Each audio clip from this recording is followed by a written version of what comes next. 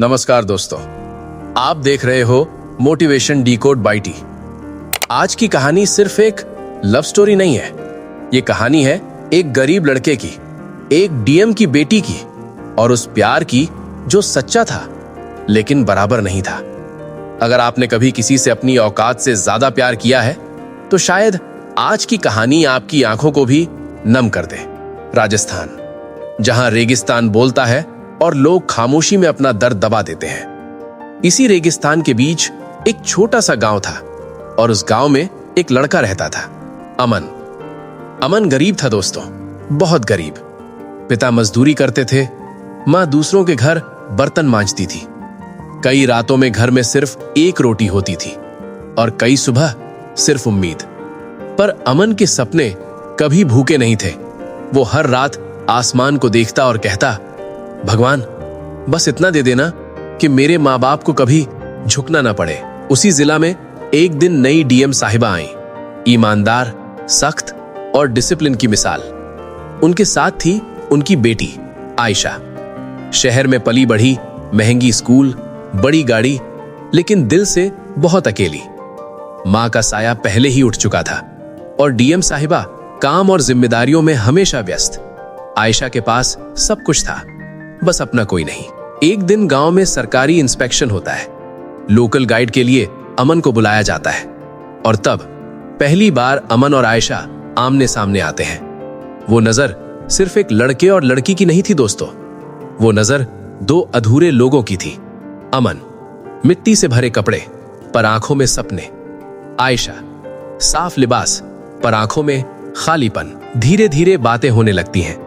अमन आयशा को गांव के रास्ते दिखाता है, रेगिस्तान के किस्से सुनाता है और आयशा उसे बताती है शहर की चमक के पीछे छिपी तन्हाई। वो हंसते हैं, कभी चुप रहते हैं, कभी सिर्फ एक दूसरे को सुनते हैं। पर अमन के दिल में हर पल एक सवाल होता है, मैं कौन हूं और वो कौन है? एक दिन आयशा पूछती है, अमन तुम्हारा सपना क्या है? अमन थोड़ा रुकता है, फिर धीरे से कहता है, बस इतना कि मेरी मां कभी दूसरों के झूठे बर्तन ना मांजे और मेरे पिता कभी मजबूरी में सिर झुकाकर मजदूरी ना करें। आयशा की आंखें भीग जाती हैं और उसी पल उसे प्यार हो जाता है। एक शाम डूबते सूरज के सामने आयशा कहती है, अमन शायद मुझे तुमसे प्यार हो गया है। दोस्तों, ये वो पल था जो अमन ने जिंदगी भर के लिए याद कर लिया। अमन मुस्कुराता है लेकिन आंखों में आंसू होते हैं। वो कहता है, मैं भी तुमसे प्यार करता हूं लेकिन मैं तुम्हारे लायक नहीं हूं। आयशा रोकर बोलती है, प्यार में अमीर गरीब नहीं होता।